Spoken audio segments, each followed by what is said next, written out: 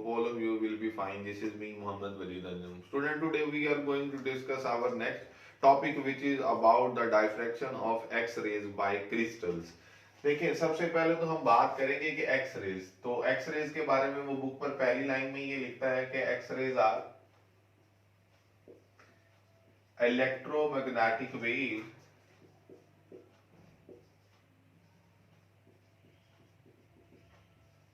of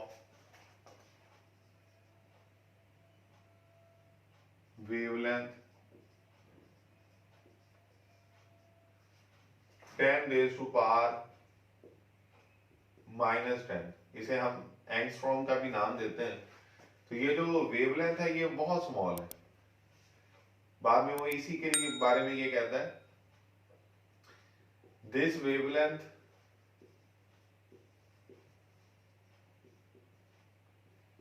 is very small as compared to the wavelength of visible light। Visible light की जो wavelength है उसके मुकाबले में ये बहुत स्मॉल है। अब इस पॉइंट को हम जहन में रखते हैं कि हमारे पास ये वेवलेंथ इतनी स्मॉल है कि इसकी वजह से हमारा जो डायफ्रैक्शन के इफेक्ट्स को प्रोमिनेंट तौर पर देखने का अमल नहीं हो सकता, जो ऑर्डिनरी हम पहले इस्तेमाल करते थे डायफ्रैक्शन के लिए, जिसमें हमने स्लिट का इस्तेमाल किया था, पिन होल हम कहते हैं, या हम कहते हैं कोई ग्रेटिंग है, उस पर डायफ्रैक्शन को हम ऑब्जर्व कर लेते थे। लेकिन वहां पर हमारे पास जो लाइट थी वो विजिबल लाइट थी, उसकी वेवलेंथ ज्यादा होती थी उस ऑब्जेक्ट के साथ जिसके, या उस ऑब्स्टेकल के साथ जिसके साथ जाकर लाइट इंसिडेंट होती थी। तो यहां पर वो ये पॉइंट कहता है कि हमारे पास चूंकि एक्स रेज की वेवलेंथ बहुत स्मॉल है, लिहाजा हमें प्रोमिनेंट, हमने एक कंडीशन पढ़ी थी प्रोमिनेंट डायफ्रैक्शन को ऑब्जर्व करने के लिए हमने एक कंडीशन पढ़ी थी, और वो कंडीशन कुछ ये थी, the size of the object, size of object must be smaller than the wavelength of the light use. ये पॉइंट बेटा हम लोग पढ़ चुके हैं।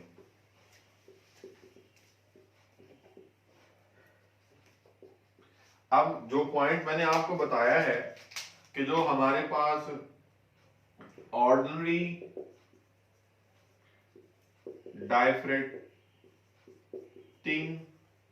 ऑब्जेक्ट्स हैं, जिनकी एग्जांपल्स हमारे पास कौन कौन सी हैं, जिनकी एग्जांपल्स हैं हमारे पास स्लिट्स, पिन होल्स या ग्रेटिंग्स,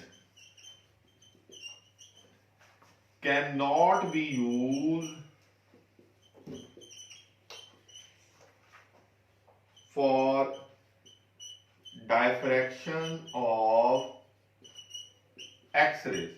उसकी बुनियादी वजह यही है क्योंकि उनका साइज कंपैरेटिवली उसकी वेवलेंथ से बड़ा है।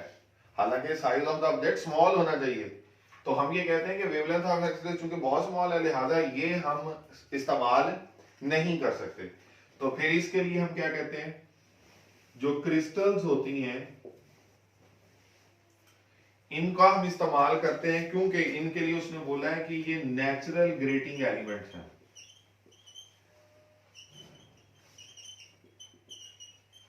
ये as a natural grating act करती हैं, क्योंकि हमारे पास क्रिस्टल में हम लोग ये बात पढ़ चुके हैं कि 3 dimensional regular arrangement of atoms, regular arrangement of atoms. अब इस regular arrangement of the atoms की वजह से हम ये कहते हैं कि different planes of the crystals के दरमियान में, डिफरेंट प्लेन ऑफ क्रिस्टल के दरमियान में जो स्पेसिंग होती है वो सर्व करती है as natural grating.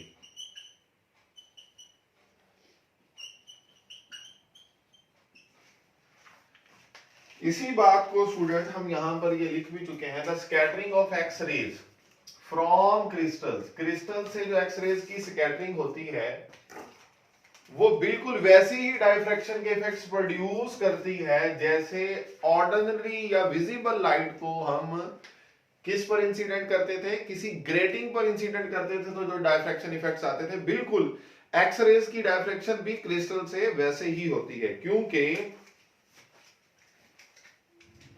The interplanar spacing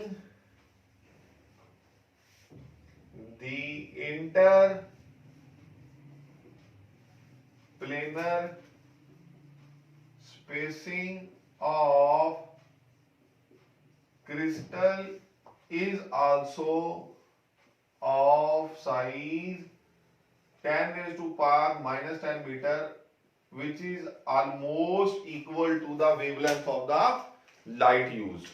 तो लिहाजा इसलिए हम ये कहते हैं कि जो क्रिस्टल्स होते हैं वो एक्स रेज की डायफ्रैक्शन के लिए इस्तेमाल किए जाते हैं। अच्छा, इस कॉन्सेप्ट का आइडिया हमें किस साइंटिस्ट ने दिया? Concept of diffraction of x rays by crystal was given by W. H. Bragg and W. L. Bragg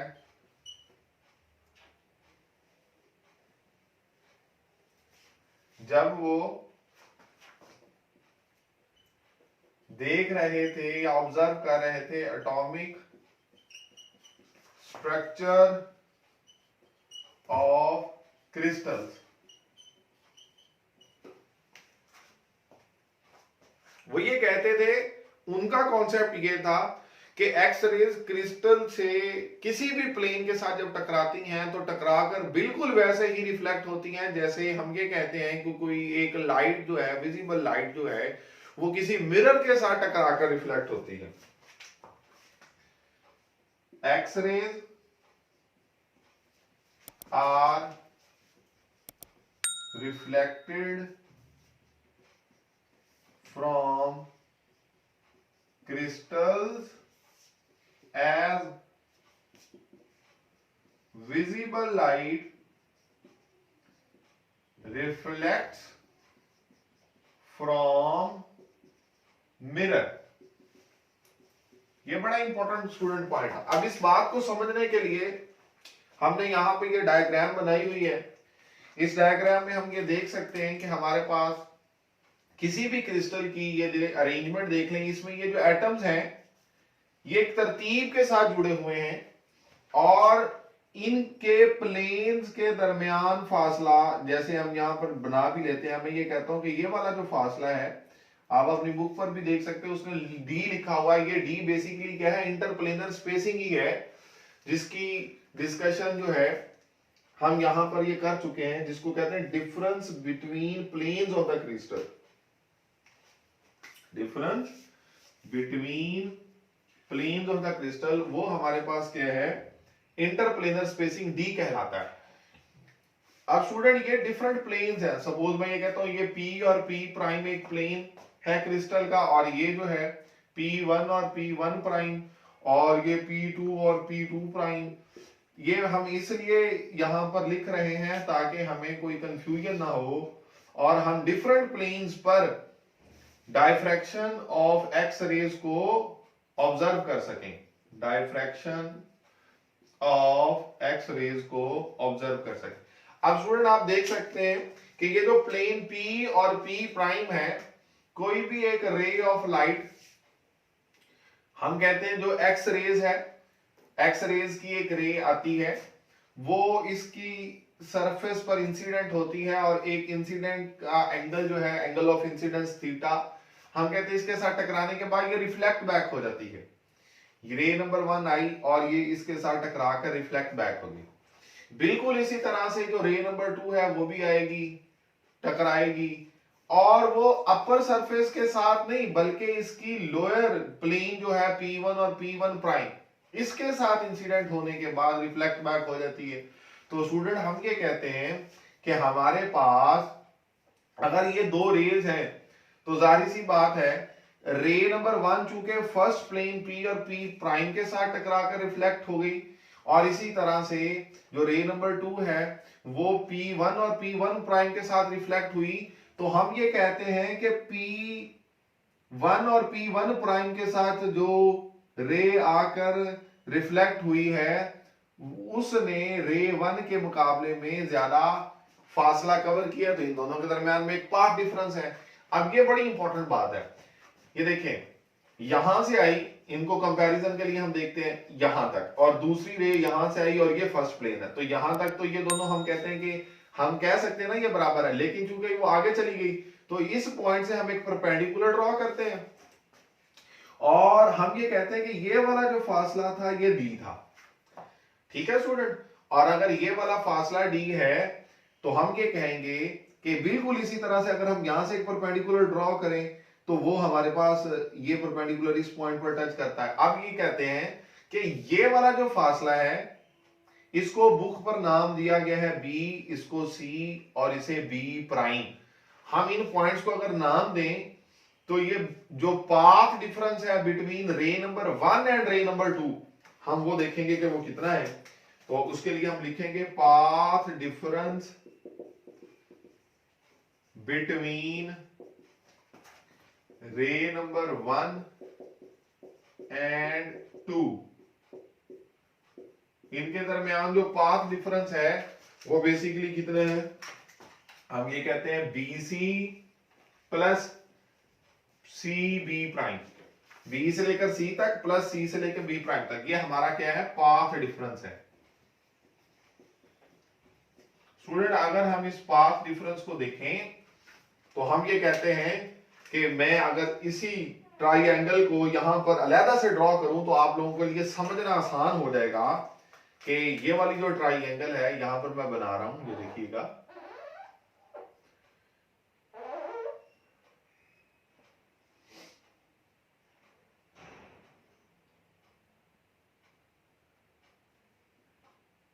concept clear हो जाएगा आपको कि अगर ये एंगल थीटा है तो हम ये प्रूव कर सकते हैं कि ये एंगल जो है ये भी थीटा होगा। ठीक है जी, और अगर ये एंगल थीटा है तो हमको अगर इस एंगल को थीटा कह लें तो थीटा के सामने वाली जो साइड है हमारे पास वो परपेंडिकुलर कहलाती है, हमें इस बात का पता है, और उसको हमारी बुक पर ये हमने जो नाम दिया है यहाँ पर बी और सी का नाम दिया है, और इसको हम ये कह लेते हैं सपोज ओ है, सपोज, तो हम ये कहते हैं कि ओ से लेकर जो सी तक का फासला था वो तो डी था, और अगर वो डी है तो ये वाला जो एंगल होगा ये हमारे पास हम क्या कहते हैं, यहां पर 90 का एंगल बन रहा होगा तो फिर ये बेस हो जाएगी। ठीक हो गया स्टूडेंट, तो हमारे पास ये वाली फिर साइड क्या बन जाएगी, हाइपोटेन्यूज बन जाएगी। और इस ट्राइंगल में स्टूडेंट अगर हम साइन थीटा की वैल्यू निकालें,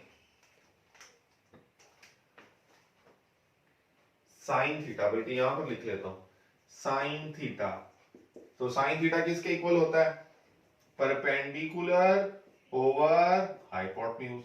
तो स्टूडेंट परपेंडिकुलर यहां पर हमने किसको कहा, BC को, हाइपोटेन्यूज हमने किसको कहा, D को, तो हमारे पास जो BC होगा वो किसके इक्वल आ जाएगा, D साइन थीटा के इक्वल आ जाएगा। यानी कि ये वाला जो फासला था, ये जो एक्स्ट्रा डिस्टेंस था, इसको नाम दिया गया, ये वाली जो BC है इसकी जगह पर लिखा गया D साइन थीटा। बिल्कुल इसी तरह से स्टूडेंट अगर इस ट्राइंगल को देखें, ये बेसिकली ये दोनों ट्राइंगल, अगर मतलब आप इसी ट्राइंगल को फ्लैप कर दें ऐसे, तो ये इसी का एक मिरर इमेज कहलाता है। तो हम ये कहते हैं कि ये एंगल भी थीटा होगा, और बिल्कुल उसी तरह से अगर हम इसको भी कैलकुलेट करेंगे तो जो हमारा B प्राइम सी होगा वो भी किसके इक्वल होगा, डी साइन थीटा के इक्वल होगा। और अगर इन दोनों वैल्यूज को हम इस पाथ डिफरेंस में पुट करें तो बी सी भी डी साइन थीटा है और सी बी प्राइम जो है या बी प्राइम सी जो है वो भी डी साइन थीटा है। तो हमारा जो पाथ डिफरेंस होगा वो किसके इक्वल बन जाएगा, वो बन जाएगा 2d sine theta, 2d sine theta. ये हमारा क्या बन जाएगा, पाथ डिफरेंस बन जाएगा। और हम लोग ये बात पढ़ चुके हैं पहले भी कि ये दोनों रेज, क्योंकि ये दोनों एक्स रेज हैं, दोनों की वेवलेंथ सेम है तो मोनोक्रोमैटिक होंगी। फिर प्लस हम ये कहते हैं कि अगर ये फेज कोहेरेंट भी हैं, इनके दरमियान जो कांस्टेंट एक फेज डिफरेंस है तो ये इंटरफेयर करेंगी। और जब ये अगर हम इसकी इंटरफेरेंस देखना चाह रहे हैं तो हम इन एक्सरेज को एज ए वेव सपोज करते हैं कि ये जो वेव्स हैं जब ये टकरा कर रिफ्लेक्ट होती है रे नंबर 1 और रे नंबर 2, अगर इस तरह से ये इंटरफेयर करें कि क्रस्ट क्रस्ट के साथ मीट करे या ट्रफ ट्रफ के साथ मीट करे तो वो कंस्ट्रक्टिव इंटरफेरेंस होगी और उसके रिजल्ट में हमें एक ब्राइट स्पॉट या ब्राइट बैंड या ब्राइट फ्रिंज नजर आएगा।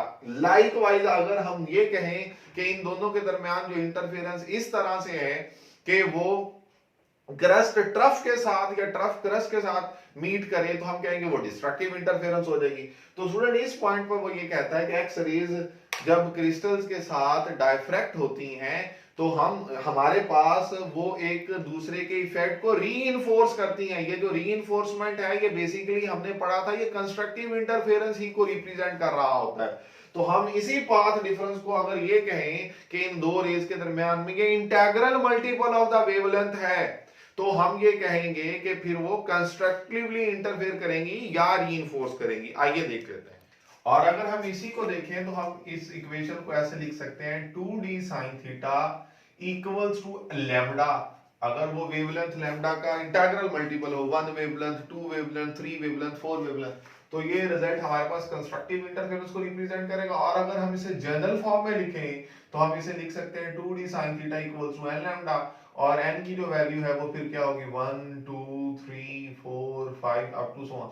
इस तरह से हम ये कहते हैं कि हमारे पास जो रिजल्ट आएगा, ये वाली जो इक्वेशन है इसको हम नाम देते हैं ब्रैग्स इक्वेशन। इसको अगर मैं ये कहूं कि इक्वेशन नंबर 1 है और इस इक्वेशन नंबर को हम 1 को क्या नाम देते हैं, ब्रैग्स इक्वेशन का नाम देते हैं। स्टूडेंट इस इक्वेशन की मदद से हम जो वेवलेंथ ऑफ द लाइट है वो भी मेजर कर सकते हैं। देखिएगा ये इसका एक यूज बन जाता है। तो हम कहते हैं कि 2d sin थीटा अगर n लैम्डा के बराबर है तो लैम्डा किसके बराबर होगा, 2d sin theta over n। तो ये हमारे पास एक इसका यूज बन जाता है। लाइकवाइज स्टूडेंट अगर हम ये देख लें कि हमारे पास interplanar spacing of the crystal, crystal की डिफरेंट प्लेन्स के दरमियान में जो फासला है वो भी मालूम कर लेते हैं हम इसकी मदद से। Interplanar spacing can also be measured, जिसको हमने d का नाम दिया था इसी इक्वेशन की मदद से। ये दो चीजें हमारे पास ये इसी के यूज में आ जाती हैं। अब इसी कॉन्सेप्ट को इस्तेमाल करते हुए जो यहाँ लास्ट पैराग्राफ में बुक के लिखा भी गया है कि हमारे पास जो हीमोग्लोबिन है जो कि बहुत इंपॉर्टेंट कॉन्स्टिट्यूएंट है किसका, ब्लड का, कहता है उसका जो स्ट्रक्चर है उसको भी देखा जा सकता है, plus double helix structure of DNA ये भी देखा जा सकता है। तो ये इसके यूजेस में आती है बात, ये आप वहां से देख सकते हैं, आपको पता चल जाएगा। इसके बारे में कोई इतनी ये प्रॉब्लमेटिक बात नहीं है। तो स्टूडेंट इसी के साथ हम जो है वो जो न्यूमेरिकल प्रॉब्लम्स है वो भी कर लेते हैं। स्टूडेंट अब हम न्यूमेरिकल देखते हैं। न्यूमेरिकल की जो क्वेश्चन नंबर 2 है उसकी स्टेटमेंट है calculate the wavelength of the light. सबसे पहली बात की हमने डिटरमिन क्या करना है वही हमें पता लग गया है, calculate the wavelength of the light which illuminates two slits 0.5 millimetre apart. Student हमने ये बात पढ़ी है कि स्लिट की स्पेसिंग जो होती है उसको हम क्या कहते हैं, d से रिप्रेजेंट करते हैं और वो 0.5 मिलीमीटर है। तो we can write it as 0.5 into 10⁻³ metre apart and produces an interference pattern on a screen placed 200 centimetre away. जो स्क्रीन रखी गई है उसी स्लिट से वो कितने फासले पर है, 200 सेंटीमीटर। उसे आप लिख सकते हैं 200 into 10⁻² मीटर। तो हम ये कहते हैं कि इसको L से रिप्रेजेंट किया जाता है। The first bright fringe, first bright fringe, यानी कि एम जो है हमारे पास जो फ्रिंज ऑर्डर होता है, ठीक है ना जी, उसको हम 1 से रिप्रेजेंट करते हैं किस केस में, ब्राइट बैंड के केस में। Is observed at a distance of 2.40 millimetre from the central bright image.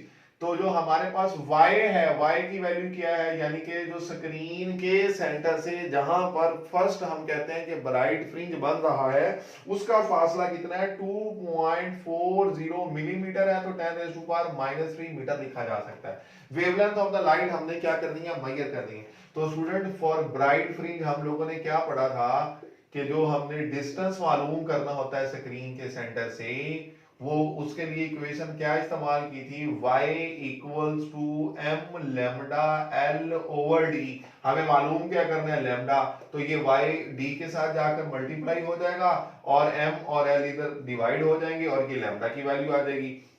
अब ये सारी वैल्यूज तो गिवन है, y की वैल्यू गिवन है 2.40 इंटू 10⁻³ मीटर, d की वैल्यू वो भी हमें गिवन है 0.5 into 10⁻³ metre, divided by m की वैल्यू हमें गिवन है कि फर्स्ट बैंड था, l की वैल्यू हमें गिवन है कि 200 सेंटीमीटर था। तो ले जी इसको हम सिंपलीफाई करेंगे तो हमारा जो वेवलेंथ का आंसर आ जाएगा वो आ जाता है जी 600 नैनोमीटर। तो स्टूडेंट इसको आप कैलकुलेट करेंगे तो ये रिजल्ट आ जाता है। क्वेश्चन नंबर 3 देखते हैं। क्वेश्चन नंबर 3 है, in double slit experiment the second order maximum. देखिए फिर सेकंड ऑर्डर के और वो मैक्सिमम है, तो हम के लिए आप क्या लिखेंगे 2, जो बेसिकली मैं यहां पर भी लिख भी देता हूं, सेकंड ऑर्डर हमारे पास मैक्सिमा है ये बेसिकली, ठीक है जी। और occurs at theta equals to, theta जो एंगल दिया गया है वो 0.25 डिग्रीज दिया गया था। Wavelength is of light is, wavelength जो है वो 650 नैनोमीटर है। तो नैनो की जगह पर स्टूडेंट क्या लिखा जा सकता है, 10⁻⁹। Determine that slit separation, D की वैल्यू हमने मालूम करनी है। तो स्टूडेंट डबल स्लिट एक्सपेरिमेंट में हमने ये बात पढ़ी हुई है कि जो अगर आपने डी की वैल्यू मालूम करनी है तो हमने इक्वेशन पढ़ी थी d sine theta equals to m lambda. अब अगर हम यहां से देखिए हमने डी मालूम करना है तो हम इसे कैसे लिख सकते हैं, m lambda over sine theta. Student सारी वैल्यूज तो हमें गिवन है, m की वैल्यू गिवन है कि सेकंड ऑर्डर है, लैम्डा की वैल्यू हमें गिवन है कि 650 नैनोमीटर है, जिसको हम 10⁻⁹ मीटर लिख सकते हैं, डिवाइडेड बाय साइन, और थीटा की वैल्यू वो भी हमें गिवन है। Just we have to calculate it, और वो हमारा जो डी आएगा उसका आंसर आ जाएगा 0.30 मिलीमीटर। ये हमारे पास इसका आंसर आ जाएगा जी। स्टूडेंट अब क्वेश्चन नंबर 4 देख लेते हैं। क्वेश्चन नंबर 4 है monochromatic light of wavelength. Wavelength of the light हमें गिवन है क्वेश्चन नंबर 4 की स्टेटमेंट में, वो है जी 588 नैनोमीटर। इसे हम क्या लिख सकते हैं, 10⁻⁹ मीटर लिख सकते हैं। Is allowed to fall on half silvered glass plate G1 in the Michelson interferometer if mirror M1 is moved through 0.233 millimetre. Mirror को जब हम मूव करते हैं तो स्टूडेंट उसके फासले को हमने L का नाम दिया था, और वो कितना है कि 0.233 millimetre, which can be written as 0.233 into 10⁻⁻³ metre. और how many fringes will be observe to shift, mirror को इतना मूव करने से कितने फ्रिंज शिफ्ट हुए हैं, ये m की वैल्यू है जो हमने कैलकुलेट करनी है। स्टूडेंट माइकलसन इंटरफेरोमीटर के मुताबिक हम लोगों ने जो रिजल्ट पढ़ा था वो क्या था, वो हमारे पास था कि हमारे पास जो L होता है that equals to m lambda over 2, ये हमारा रिजल्ट था। अब अगर हमने यहां से m मालूम करना है तो वो किसके इक्वल आ जाएगा, 2l ओवर लैम्डा। 2l की वैल्यू हमें गिवन है कितनी है, 0.233 into 10⁻⁻³ divided by wavelength of the light, वो कितनी थी हमारे पास 588 इंटू 10⁻⁻⁹ मीटर। तो ये हमारे पास जो m order of the spectrum होगा, कितने स्पेक्ट्रम्स बनेंगे, वो हम कहते हैं कितने फ्रिंज शिफ्ट होंगे, 792 फ्रिंजेस क्या हो जाएंगे, कहता है शिफ्ट हो जाएंगे जी। स्टूडेंट नेक्स्ट क्वेश्चन जो है वो हमारा क्वेश्चन नंबर 5 है। क्वेश्चन नंबर 5 को अगर हम देख लें तो क्वेश्चन नंबर 5 में कहता है second order spectrum is formed at an angle of 38 degrees. देखिए हमें जो एंगल दिया गया है वो 38 डिग्रीज है, और जो n है जो सेकंड ऑर्डर है तो उसके लिए हम 2 लिख लेते हैं। और हमारे पास कहता है when light falls normally on a diffraction grating having 5000 lines per centimetre, और कैपिटल एन जो रिप्रेजेंट करता था number of lines per centimetre को, तो वो 5400 लाइंस हैं कितने, 1 सेंटीमीटर के अंदर। हमने मालूम क्या करना है, wavelength of the light use, जो वेवलेंथ उस के अंदर यूज हुई है लाइट की वो क्या है वो हमने मालूम करनी है। स्टूडेंट डायफ्रैक्शन ग्रेटिंग में हमने ये बात पढ़ी थी d sine theta equals to n lambda. अब ये जो डी होता है जिसको हम ग्रेटिंग एलिमेंट कहते थे स्टूडेंट, ये हम कैसे मालूम करते थे, हमने पढ़ा था d equals to l over n, मैंने आपको ये बात बताई थी। एल यहां पर जो लेंथ है वो कितनी है 1 centimetre divided by number of lines कितनी है 5400 लाइंस है।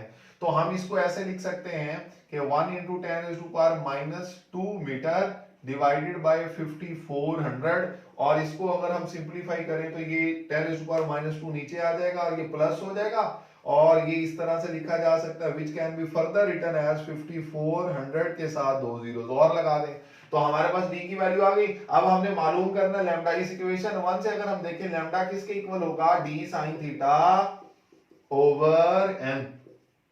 तो हमारा स्टूडेंट रिजल्ट क्या आ जाएगा, हमारा रिजल्ट ये आ जाएगा कि डी की वैल्यू हमने निकाल ली, जो मैं डायरेक्ट ही अब लिखूंगा 1/5400 और साथ में ये 2 जीरो, और साइन थीटा हमें कितना गिवन था 38 डिग्रीज, और उसके बाद हमारे पास जो ऑर्डर ऑफ द स्पेक्ट्रम कितना था सेकंड, तो ये वेवलेंथ ऑफ द लाइट जो निकलेगी वो आ जाती है 570 नैनोमीटर, ये हमारा क्या आ जाएगा रिजल्ट आ जाएगा।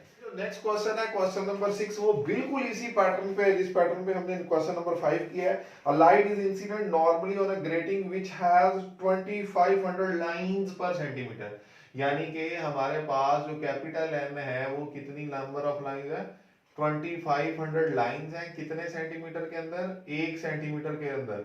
तो हम ये कहते हैं कि हमारे पास compute the wavelength of the spectral lines, हमने अगेन क्या मालूम करना है, वेवलेंथ ऑफ द लाइंस मालूम करनी है for which deviation in second order, फिर यहां पे स्मॉल एन क्या है सेकंड ऑर्डर के लिए 2 लिखेंगे, और हमारे पास एंगल कितना है, जो डेविएटेड एंगल है वो कितना है जी हमारे पास 15 डिग्री। तो स्टूडेंट वही फार्मूला जो हमने पिछले क्वेश्चन में किया d sine theta equals to n lambda, और अगेन डी के लिए आप लोगों को मैंने पढ़ाया हुआ था एल ओवर एन, वहां पर हमने लिखा था फॉर यूनिट हमारे पास लेंथ 1 ओवर एन, हमने उसको ऐसे लिखा था फॉर यूनिट 1 मीटर के अंदर। अब अगर हम देखें तो 1 मीटर के अंदर ये एन जो नंबर ऑफ लाइंस है ये कितनी है 2500 लाइंस पर सेंटीमीटर, यानी कि इसके डिनोमिनेटर में 10⁻² है, जब इसको ऊपर लेकर जाएंगे तो यही ऑटोमेटिकली क्या हो जाएगा 10⁻² हो जाएगा, जिसको समझाने के लिए मैं ऐसे कह सकता हूं कि अगर आप इस एल की जगह पर 1 सेंटीमीटर लिखें तो ये बन जाएगा 1 × 10⁻² मीटर डिवाइडेड बाय 2500, और इसकी वैल्यू को अगर हम सिंप्लीफाई करें तो ये 1/2500 के साथ 2 जीरोस और आ जाएंगे, तो ये रिजल्ट हमारा इस तरह से बन जाएगा।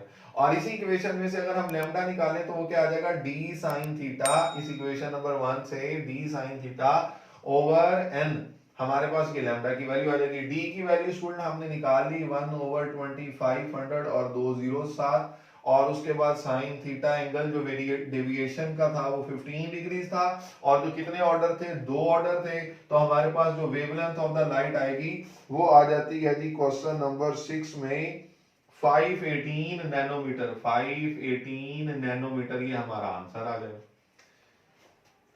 बिल्कुल इसी पैटर्न पे क्वेश्चन नंबर 7 भी है स्टूडेंट, उसमें भी यही है, लेकिन उसमें हमने number of the spectral order मालूम करने, एन स्मॉल एन की वैल्यू मालूम करनी है, उसके अंदर हमें लैम्डा गिवन है, तो स्टूडेंट ये आप खुद कर लेंगे, इसमें कोई ऐसी परेशानी वाली बात नहीं है। क्वेश्चन नंबर 5, क्वेश्चन नंबर 6 जिस पैटर्न पर हुए हैं, क्वेश्चन नंबर 7 भी एग्जैक्टली उसी पैटर्न पर होगा।